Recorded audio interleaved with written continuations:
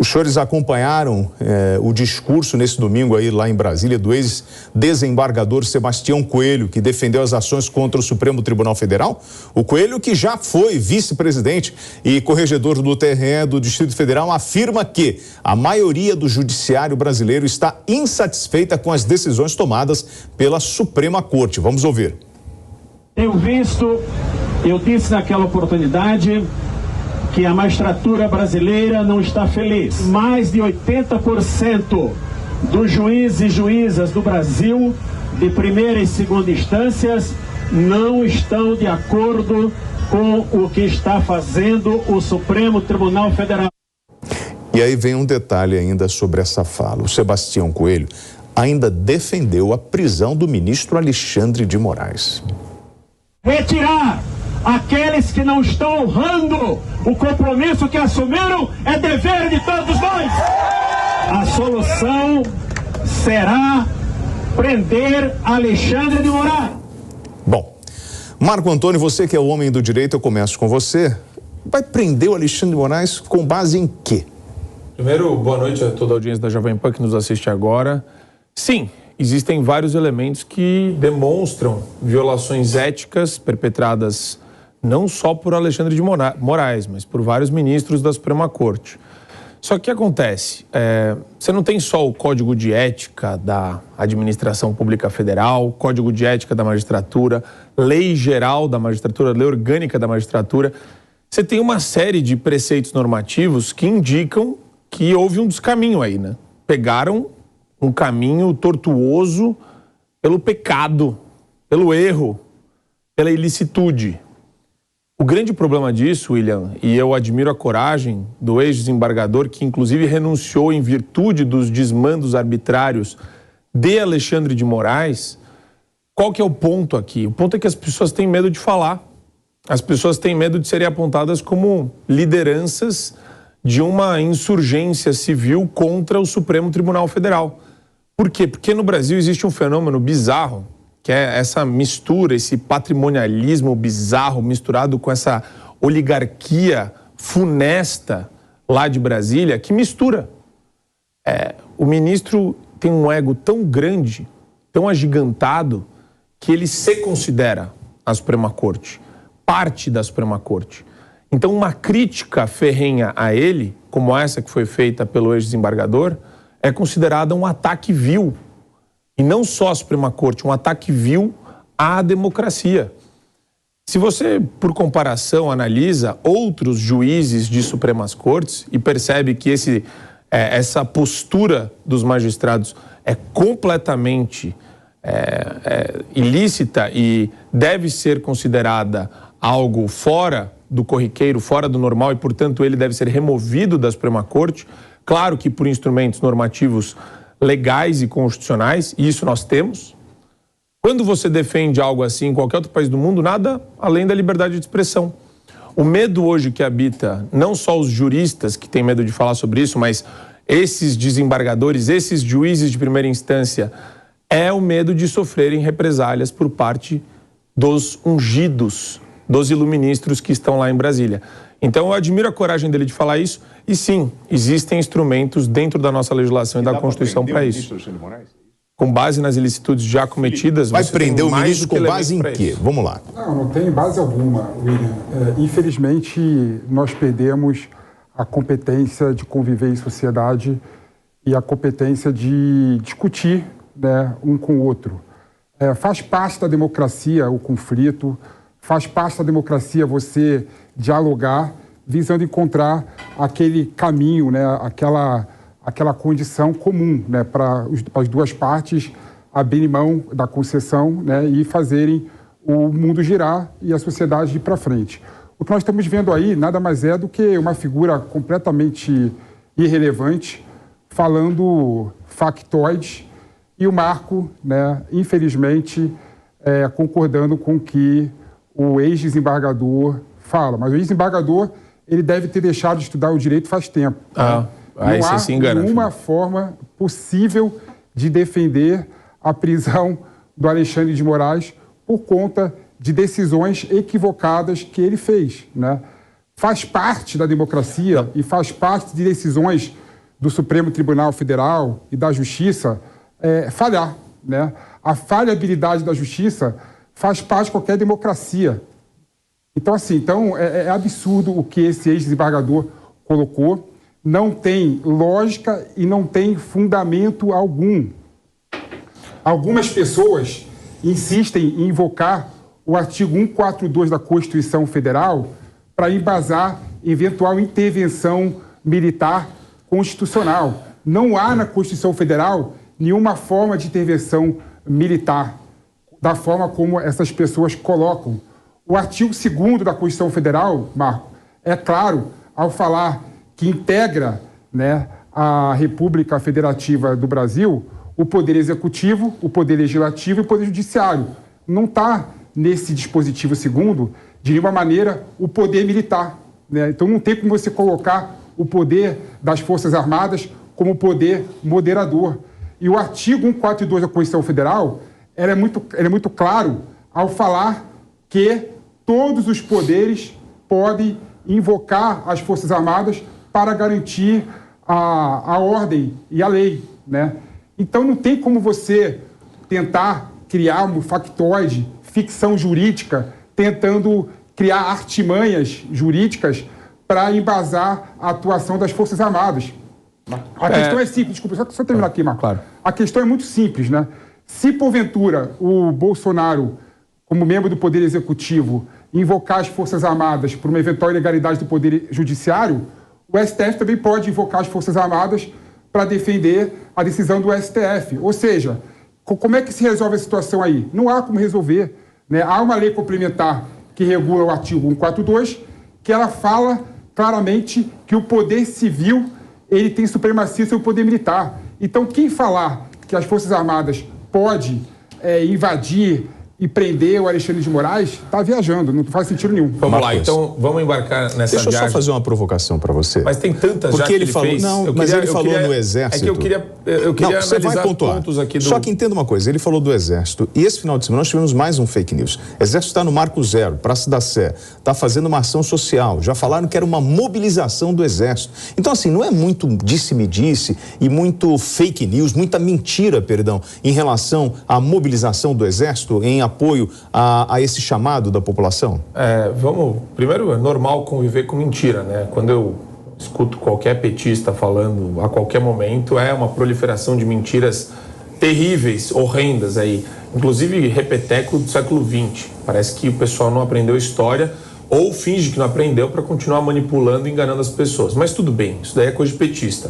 Agora, indo para o Felipão, que não é petista, né? Felipe estudou em Harvard, é um cara inteligente, é um cara que tem, sim, um viés de honestidade intelectual e que nós vamos explorar agora. Primeiro, a decisão judicial. Quando o juiz errar é normal, faz parte, inclusive, do nosso sistema. O juiz de primeira instância, ele pode ter a decisão dele revisada pelo tribunal, que, por sua vez, pode ter a sua decisão também revista no âmbito federal pelo STJ e no âmbito constitucional pelo Supremo Tribunal Federal. Mas a gente não está falando de normalidade aqui, a gente não está falando do funcionamento regular do sistema. Isso daí é teoria, aforismo teórico que hoje não nos interessa. Por quê? Porque existem atitudes concretas, não uma, não duas, mas 100, 200, 300 atitudes concretas de ministros do Supremo Tribunal Federal que agiram de maneira conflagrada, né, dentro de uma ilicitude com base no ativismo judicial. Agora mesmo, o cancelamento do passaporte de Alan dos Santos, a perseguição ao Alan dos Santos na qualidade de jornalista, sem que ele tenha foro por prerrogativa de função, a perseguição ao Luciano Hang, a perseguição à Bárbara do Te Atualizei, a perseguição do deputado federal Daniel Silveira, a perseguição de deputados e comunicadores que tiveram suas contas suspensas das redes sociais por pedido dele. Meu Deus, o que falta em termos de materialidade para ficar escancarado para qualquer pessoa que está nos assistindo aqui, para você, Felipe, que ele agiu de maneira totalmente irregular e que ele não demonstra sapiência, ele não demonstra razoabilidade, pelo contrário, esse ímpeto persecutório se inflama gradativamente, cada vez mais. É bizarro o que está acontecendo aqui. Não dá para achar que vivemos em situações normais de temperatura e pressão. Não. A corda se rompeu faz tempo. Existe um golpe, existe uma desordem aqui perpetrado pelo Poder Judiciário. Houve sim um golpe por parte do Judiciário. Não é só contra o Executivo e contra o Legislativo, contra o cidadão brasileiro. Contra meios de comunicação, contra jornalista, contra deputado federal. Até onde vai a paciência das pessoas com relação a um cara que bloqueia a conta de caminhoneiro e de empresa de transporte? Com base em quê? Que não dá acesso aos autos.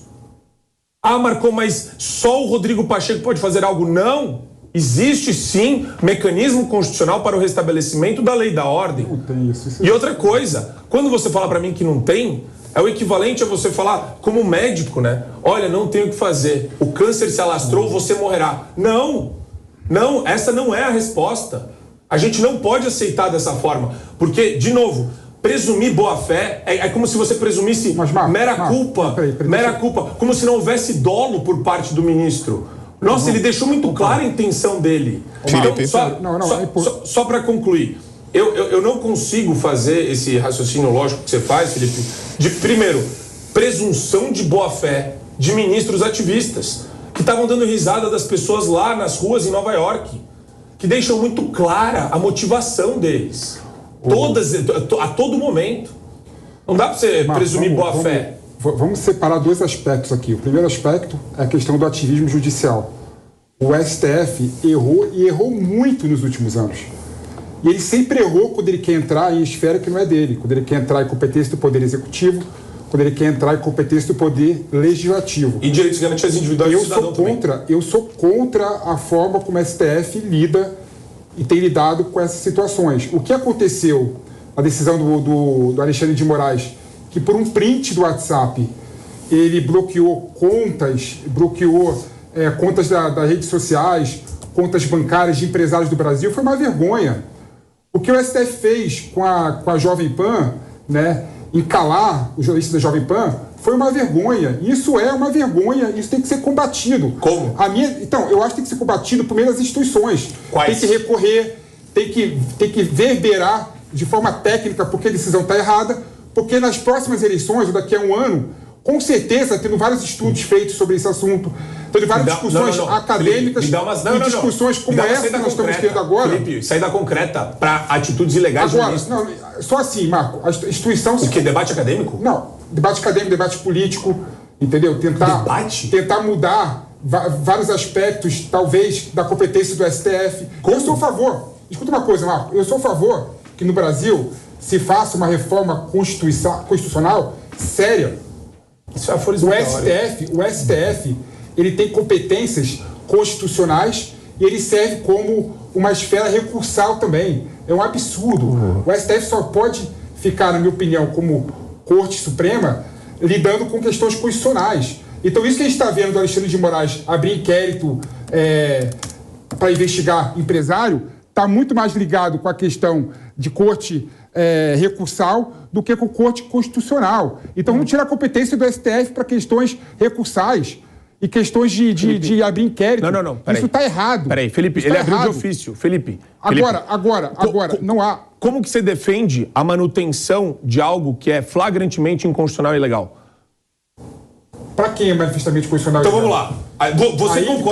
Você concorda comigo que as pessoas que estão embaixo do inquérito das milícias digitais não têm foro por prerrogativa de função, que o pessoal chama de foro privilegiado? Ninguém lá tem. Ponto. Aí tem lá, abre o inquérito. Pô, todo mundo fala, meu Deus do céu, isso daqui é inconstitucional. Tá, e agora? Aí o Pacheco não faz nada. Tá, e agora? E agora? E agora? O servidor público... Tá? Vamos parar de chamar de ministro. Barriga no balcão, o servidor público, Alexandre de Moraes ou companhia, comete uma série de ilicitudes. Aí a sua resposta para mim é: precisamos de mais debates acadêmicos? Não, barriga no precisamos balcão. de proposta de emenda à Constituição? Defina a barriga no balcão, por favor. Advogar, botar a barriga no balcão, falar que você está errado. Advogar para quem? Para eles mesmos? Não, eles é que julgam? Eu acredito, Marco, nas instituições, eu acredito na ética pública, entendeu? Mas isso é uma saída concreta. Eu acho que tem que colocar essas coisas de forma clara, entendeu? Mas assim, Marco, sem brincadeira, se você fizer uma reforma constitucional tirando poderes do STF para esses fins, você já resolve grande parte do problema. Felipe, você está disposto a ir a Brasília explicar para o ministro o que ele pode e o que ele não pode? Eu resolvo. Na minha opinião, grande parte das pessoas que estão sendo perseguidas aí, na minha forma, de forma injusta, é porque o trabalho não está sendo feito de forma adequada, trabalho jurídico mesmo. Não acredito que eu estou ouvindo isso. Não, mas um ponto interessante... Eu trago o Alan dos Santos de volta para o Brasil. Você traz o Alan dos Santos para o Brasil. Legal. É uma bela promessa, feita com uma dose de sarcasmo, porque você sabe que isso daí Isso daí a situação do Alan dos Santos é muito triste. Ele não consegue ver a família dele. Ele teve o passaporte cancelado. É um absurdo mesmo. Então, mas a sua quantidade de absurdos, eu já somei a quantidade de absurdos aqui e você não está me dando uma saída concreta. Como advogado, você não consegue construir uma saída concreta. Você não conseguiu me dar um instrumento de ação plausível, inclusive demonstrando que não vai ser objeto de julgamento pelos próprios ministros que cometem os abusos. E outra coisa, não sei se você acompanhou hoje à tarde, né, inclusive teve uma intervenção do Eduardo Girão, senador da República, na comissão da votação, aí da possível votação de uma nova lei de impeachment. Conduzida por quem? Quem presidia a sessão?